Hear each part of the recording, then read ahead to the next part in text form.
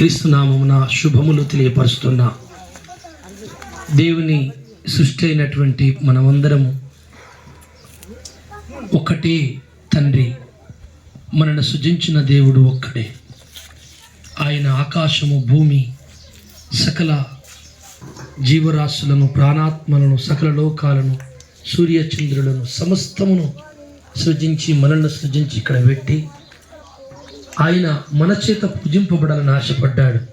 కానీ ఈ లోకములో ఒక మాయ అనే ఒక శక్తి, దురాత్మ ఉన్నది.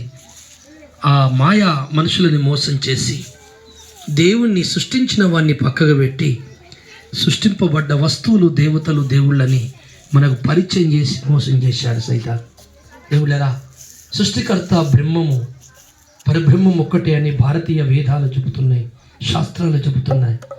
దేవుడు ఒక్కడే, దేవుడు ఒక్కడే, దేవుడు ఇద్దరు ఉండరు. మీరందరికీ తెలుసు. మేము ప్రతి సంవత్సరం ఇక్కడికి వస్తాం. దేవుళ్ళరా, మీ మీద మాకు ప్రేమ. నేను నా రోజు ప్రార్థనలో, ప్రతిరోజు నేను ఉదయం సాయంకాల ప్రార్థనలో మైలారమ్మ మీ గూడాన్ని గురించి ప్రార్థన చేస్తా. తండ్రి, ఆ గూడెము రక్షింపబడాలి, వారిని సల్లంగా చూడు, వారికి ఏ బాధలు రావద్దు అని నేను రోజు మిమ్మల్ని జ్ఞాపకం చేసుకుంటా. ఆ ప్రేమ చేత ప్రతి సంవత్సరం వచ్చి నేను ప్రకటించిపోతా. నా మాట వినండి. యేసు ప్రభుని నమ్మండి. యేసే నిజమైన రక్షకుడు. ఆయన నమ్మితే మన ఇంట్లో సమాధానం, శాంతి దొరుకుతుంది. ఆయన ఉంటే దేవుళ్ళరా ఒక నెమ్మది కలుగుతుంది. తిన్నది పేయి పడుతుంది. మనకు నెమ్మది లేక, శాంతి లేక మనల్ని నాశనం చేసి దుష్టశక్తులు దూరం అయితే మన ఇంట్లో ఉన్న చీకటి బయటికి వెళ్ళిపోతుంది, వెలుగు వస్తుంది. యేసే వస్తే అయ్యా దేవుళ్ళరా, మనం తిన్నది పేయికి పట్టక, ఇంట్లో తల్లికి, తండ్రికి, బిడ్డకి, తల్లికి పడక కొట్లాటలు, పంచాయతీలు, తాగుడు, మాయ, ఉట్టుట్టుకునే చచ్చిపోవడు, ఉట్టుట్టుకునే కింద పడిపోవడు.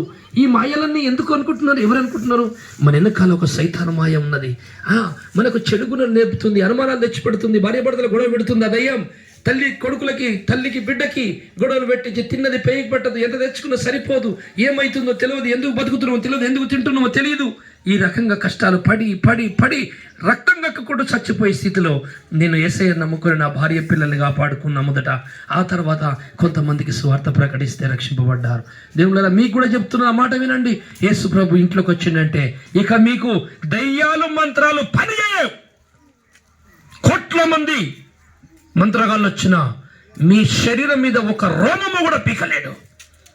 ఎందుకు చేతంటే సృష్టికర్త యేసును చూస్తే సకల శక్తులు గడగడగడ వణుకుతాయి.